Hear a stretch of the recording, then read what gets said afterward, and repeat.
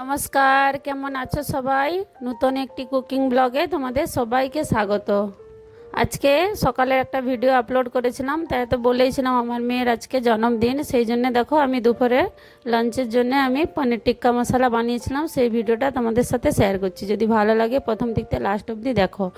দেখো আমি 2 চামচ দই নিয়ে নিয়েছি, দইটাকে একদম জল ঝরিয়ে নিয়েছিলাম। তার সাথে 1 চামচ বেসন, ছোটো চামচের 1 চামচ জোয়ান, গরম মশলা 1 চামচ, ধনিয়া জিরা পাউডার 1 চামচ, ছোটো চামচের 1 চামচ চাট মশলা, কালা নমক, বিট নুন যেটাকে বলে সেটা একটুখানি দিয়েছি। তারপরে রেগুলার নুন দিয়েছি স্বাদ অনুসারে, ব্ল্যাক পেপার দিয়েছি 1 চামচ, তারপরে লাল লঙ্কার গুঁড়া যেটা কাশ্মীরি লাল লঙ্কার গুঁড়া সেটা 1 চামচ দিয়েছি।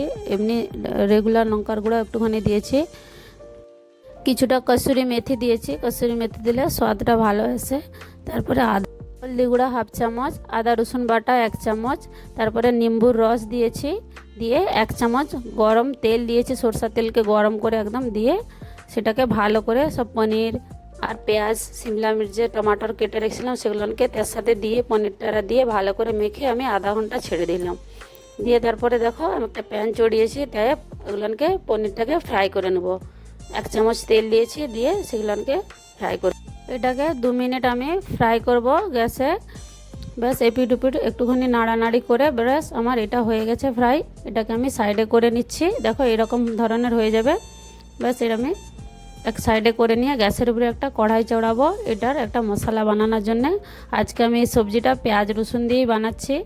তো দেখো গ্যাসের উপরে কড়াই চড়িয়ে তাই তেল দিয়ে দিয়েছি, জিরার ফোড়ন দিয়েছি, দিয়ে একটা মিডিয়াম সাইজের পেঁয়াজ ছোট ছোট করে কুচিয়ে রেখেছিলাম সেগুলো হালকা ভেজে নেব।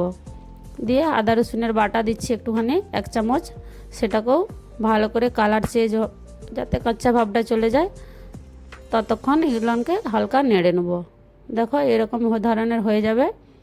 কালারটা চেঞ্জ হয়ে গেলে আদা রসুনের গন্ধটা চলে গেলে আমি একটা টমাটোরের পিউরি বানিয়ে রেখেছিলাম সেটাকেও তার সাথে দিয়ে দিচ্ছি।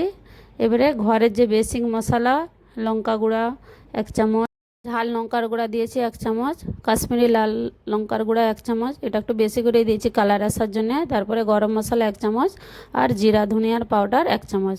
আমার এই জিরা ধনিয়ার পাউডারটা না আমি এবছর একদম মেশিনে পিষিয়ে নিয়েছি একসাথে।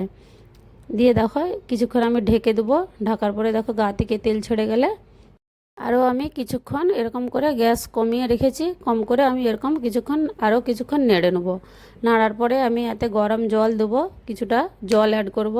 জল দিয়ে তোমরা যেরকম গ্রেভি রাখতে চাও সেই হিসাবে দিতে পারো। আমি অল্প জল দিয়েছি, জল দিয়ে কিছুক্ষণ সেটা এভাবে চালিয়ে নিয়েছি। তারপরে দেখো ভেজে রেখেছিলাম যে পনির পেঁয়াজ ক্যাপসিকামেরা সেটাও এর সাথে অ্যাড করে দিচ্ছি। অ্যাড করে দেওয়ার পরে কিছুক্ষণ আমি এগুলোকে জলটা যে ঢেলেছি কিছুক্ষণ নাড়াচাড়া করব। করার পরে খুব বেশি এটাকে বয়েল করবো না, কেন শিমলা মির্চটা ক্যাপসিকামটার কালার চেঞ্জ হয়ে যাবে, তো ভালো লাগবে না দেখতে। গ্রেভিটা একটু ফুটে আসলে বয়েল হয়ে আসলে আমি এটাকে 2-4 সেকেন্ডের জন্য ঢেকে দেবো।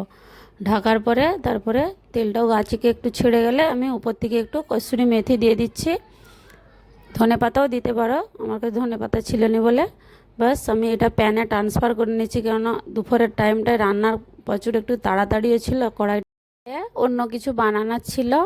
তো দেখো আজকে আমার হয়ে গেছে পনির টিক্কা মশলা। আমি মেয়েকে যা বানিয়ে খেতে দিয়েছি সব আমি বানিয়েছিলাম। ভিডিওটা ভালো লাগলে লাইক কমেন্ট শেয়ার অবশ্যই করবে। সবাই ভালো থাকবে।